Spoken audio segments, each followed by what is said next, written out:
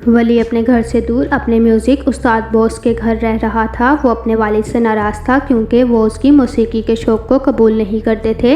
वली के वालिद समझते थे कि मौसीकी कोई मुस्तहकम करियर नहीं और वो चाहते थे कि वली कोई माकूल पेशे इख्तियार करे, जैसे कि मेडिकल या कोई और रवायती शोबा। वली जो अपनी मौसीकी को अपनी ज़िंदगी समझता था, उसे ये बात बर्दाश्त न हुई और वो घर छोड़कर चला गया।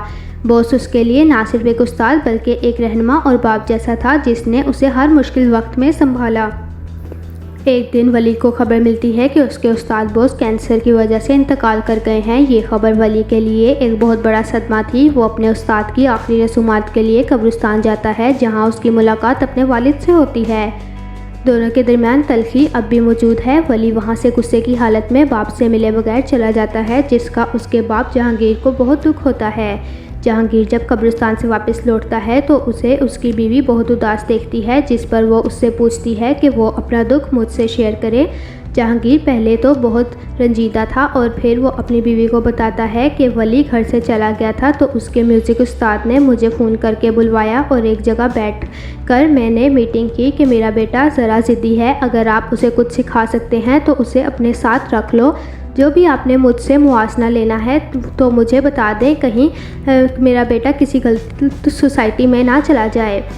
जिस पर उसके उस्ताद बॉस ने वादा किया कि वो उसे अपने बेटे की तरह रखेगा। मैं उससे बातचीत रखता रहा और बेटे की लम्हा ब लम्हा रिपोर्ट मेरे पास थी, जिस पर जहांगीर की बीवी को एहसास हुआ कि मैं जो सोचती थी कि जहांगीर तो बहुत लापरवाह है और उसकी वजह से उसके बेटे की ज़िंदगी तबाह हो गई, बल्कि वो तो उसके बारे में मुसलसल परेशान था और उसके बेहतर मुस्तकबिल के लिए चुपके से उसकी मदद कर रहा था।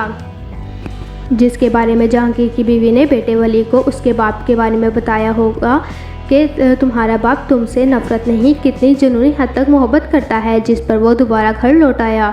वली का बॉस जब जिंदा था तो उसी दौरान वली को एक बड़े कंसर्ट का मौका मिला था, जो उसके करियर का एक अहम मोड़ साबित हो सकता था, लेकिन उसे तैयारी के लिए सिर्फ 3 दिन का वक्त दिया जाता है।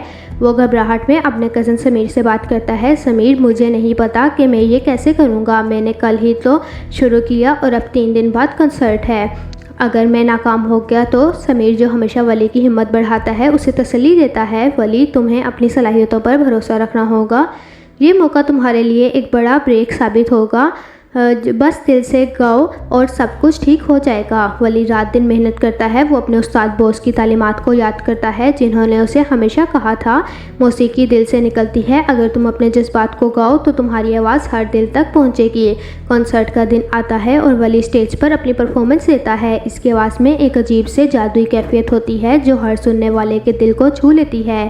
कॉन्सर्ट कामयाब रहता है और वली को ना सिर्फ शायकीन की तरफ से ज़बरदस्त पजीराई मिलती है, बल्कि उसे म्यूज़िक इंडस्ट्री से मज़ीद मौक़े भी मिलते हैं। कॉन्सर्ट के बाद वली अपने घर वापस लौटता है। उसकी गैर मुतवक्को वापसी पर समीर बहुत खुश होता है। वो कहता है, वली, तुमने कर दिखाया, मैं जानता था कि तुम ये कर सकते हो। वली मुस्कुराता है और कहता है, समीर, ये सब बॉस की वजह से मुमकिन हुआ, उन्होंने मुझे सिखाया कि अपने ख्वाबों को कभी ना छोड़ो। समीर पूछता है, अब तुम्हारा अगला प्लान क्या है? वली जवाब देता है, मैं अपने वालिद से मिलना चाहता हूँ, शायद अब वक्त आ गया है कि हम अपने इख्तलाफात को भुला दें। वली अपने वालिद से मिलने जाता है। वो अपने वालिद से कहता है, अब्बा, मैं जानता हूँ कि आपको मेरी मौसीकी पसंद नहीं थी, लेकिन मैंने अपना करियर बना लिया है, मैं चाहता हूँ कि आप मुझ पर फ़ख्र करें। उसके वालिद, जो अब अपने बेटे की कामयाबी देखकर मुतासिर हैं, कहते हैं, वली, मैंने हमेशा तुम्हारा भला चाहा, अगर मौसीकी तुम्हारा जुनून है तो मैं अब इसे कबूल करता हूँ। दोनों के दरमियान एक जज्बाती लम्हा होता है और वो एक दूसरे को गले लगा लेते हैं।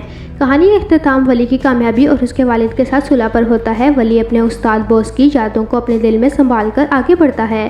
वो अपनी मौसीकी के ज़रिए ना सिर्फ अपना नाम बनाता है, बल्कि अपने ख़ानदान के साथ अपने रिश्तों को भी मजबूत करता है। समीर इस पूरे सफ़र में उसका सबसे बड़ा सहारा रहता है और वली का अज़म और मेहनत उसे एक रोशन मुस्तकबिल की तरफ ले जाती है। वली की बहन, जो कि वालिद और भाई से की नाराज़गी के बायस अपने वालिद से खफा थी, वो भी अपने वालिद के गले लग जाती है। जब वली के दादा दादी, चचा चाची उसे घर में देखते हैं तो तमाम फैमिलीज़ हंसी खुशी एक दूसरे के इख्तलाफात को भुलाकर फिर से इकट्ठे हो जाते हैं। इधर जब माया के घर वालों को पता चलता है कि वली अपने बाप के घर चला गया है तो वो माया और वली की मंगनी कर देते हैं।